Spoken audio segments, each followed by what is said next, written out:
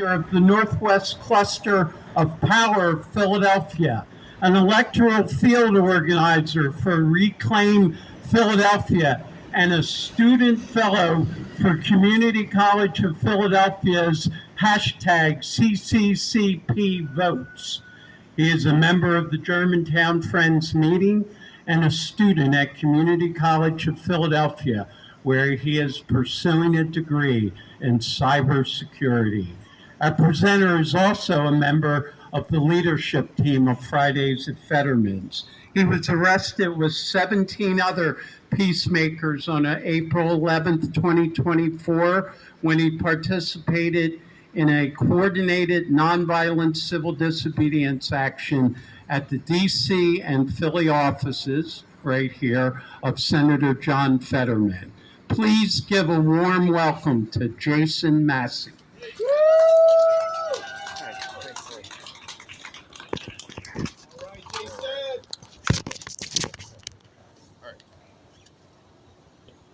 Thank you, Terry and Robin.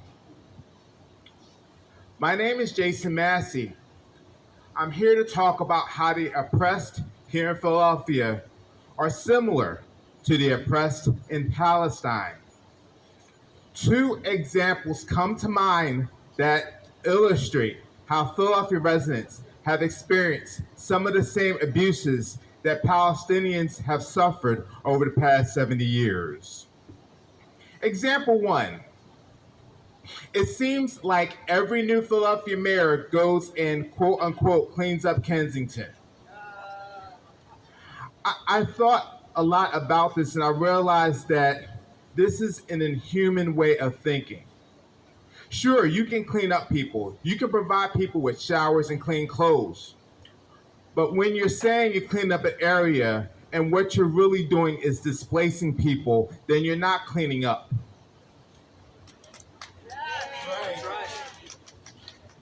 What you're doing is simply abusing people as a performance to look tough on crime, whatever that means. That must mean that you're treating the dispossessed as vermin. That's what tough on crime means.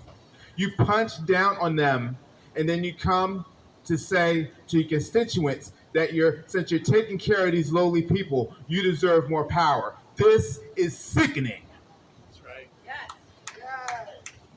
Mayor Parker has done this ritualized dance in May. Yes, some people found help, and most people found their broken lives even more in shambles. These people were forced to move away to a different place. Unfortunately, this has not resulted in solving the issues that these folks have. They're still on drugs, they're still unhoused. And at a Narcan training I went to in my neighborhood in Stanton Park, I found that my zip code is second in drug overdose deaths now. What has happened is that these poor souls in Kensington have been scattered and moved away to other areas with less help available, areas with even fewer resources for them. They're still homeless, they're still on drugs, and their hope is running very low. To me, there's not that much of a difference between a Kensington tent settlement and a Palestinian refugee camp. Right. The Philadelphia mayor and the IDF treat people in these situations in a similar way. What's worse now, per the Philadelphia Inquirer, the police are treating people with Narcan who don't even need it, triggering withdrawal symptoms in unhoused sleeping people. They're creating a parade of suffering in the name of cleaning up, in the name of being tough on crime. Again, sickening. Speaking of cleaning up, the IDF says that they are cleaning up terrorism. Per NPR, nearly 60% of the buildings in Gaza were damaged or destroyed. 87% of the schools in Gaza have been hit or damaged.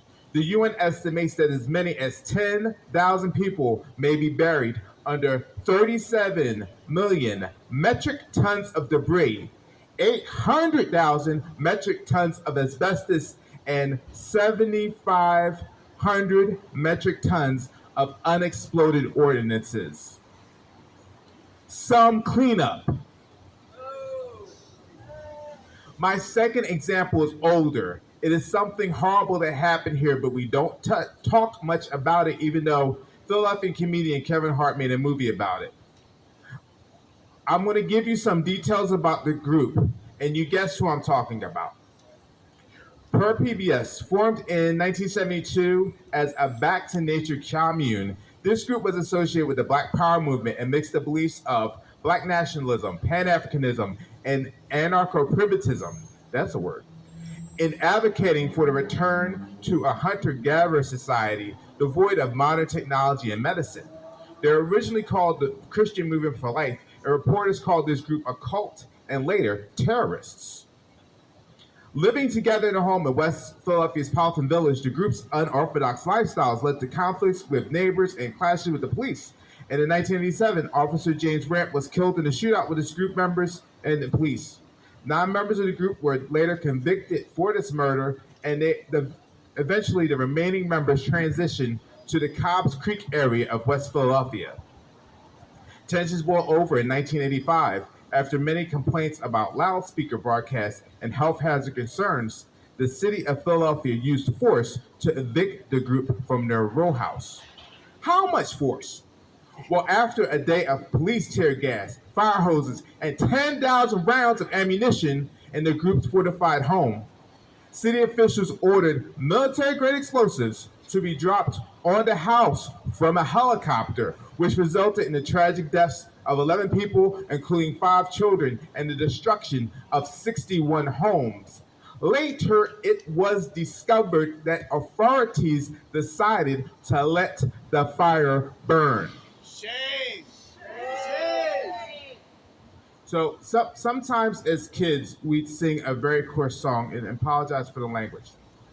The roof, the roof, the roof is on fire. We don't need no water. Let that motherfucker burn. Burn, motherfucker, burn.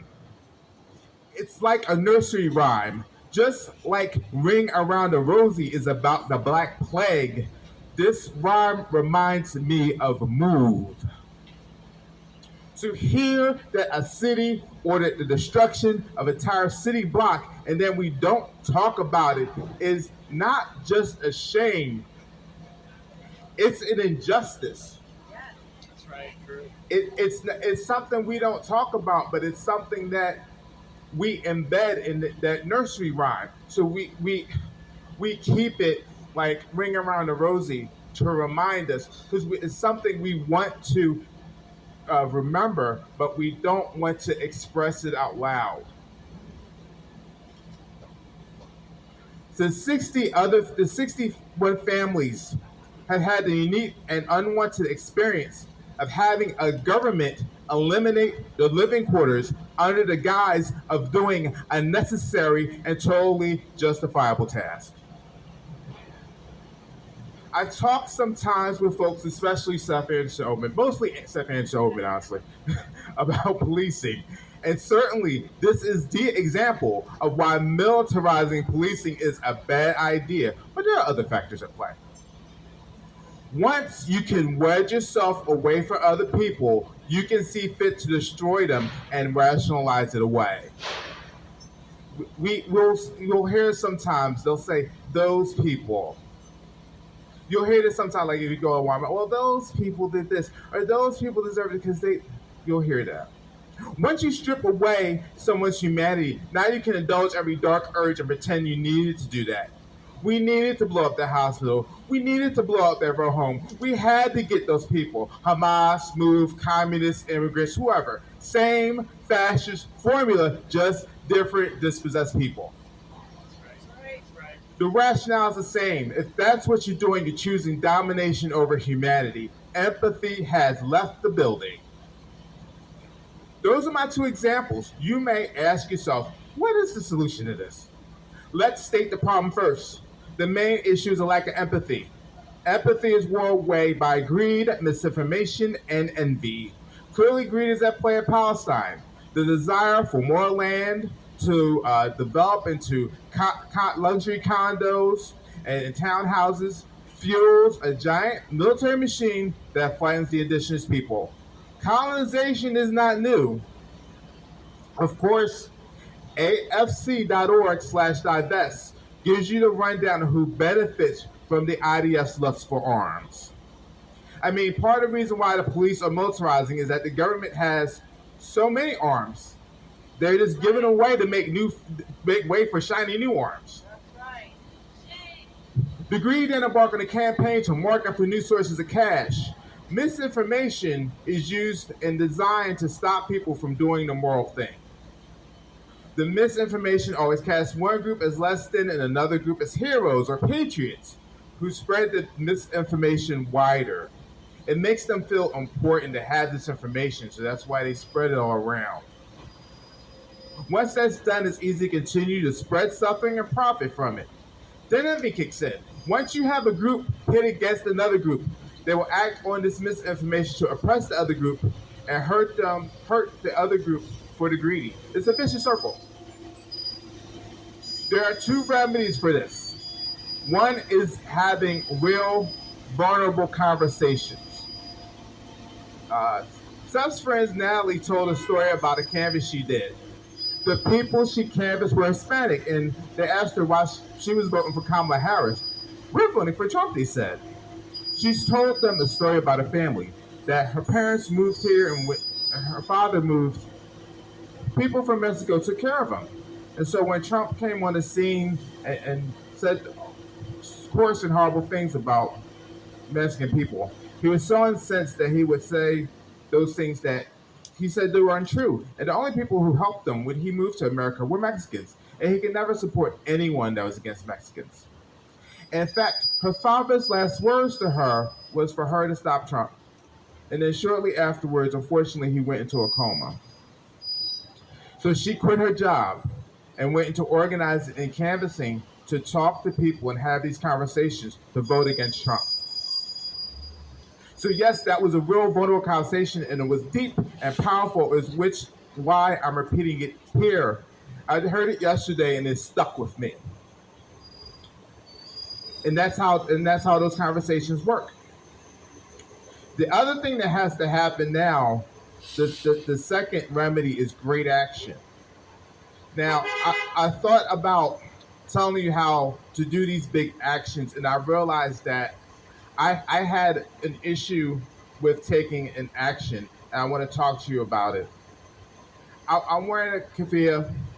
I see your keffiyeh is wonderful. You're always so Natalie attired. And I had intellectualized, like, okay, this is something I should do. But I had trouble moving forward. Well, one friend, Stephanie, who used to own Lombard Cafe, her cafe was broken into, and people put a bunch of Israeli propaganda in it. It was vandalized. And when I talked to her, she said, I don't feel comfortable wearing my keffiyeh outside. I feel like I'm endangering myself if I do so. So I wear the keffiyeh for her to tell her that it's okay for you to express yourself this way. This is something that culturally you do, and there's absolutely nothing wrong with it, and you should feel emboldened to do so. And so when we talk about big action, sometimes that big action is just for one person. We we we get overwhelmed with all of the horrible things that we hear going on in Gaza and other places around the world. And we can take action just by helping one person. Some sometimes we feel like, oh, that's too small. It's about acting versus not acting. It's about being in action instead of being in inaction. If we can move forward just a little bit, and enough of us move forward just a little bit, we get that ball rolling. We get the Sisyphean, yes, the people power. We get the Sisyphean task done of moving things from injustice to justice. So I've talked to you about that, and sometimes I talk to people about the concept of active hope. The first step of active hope is to get to reality.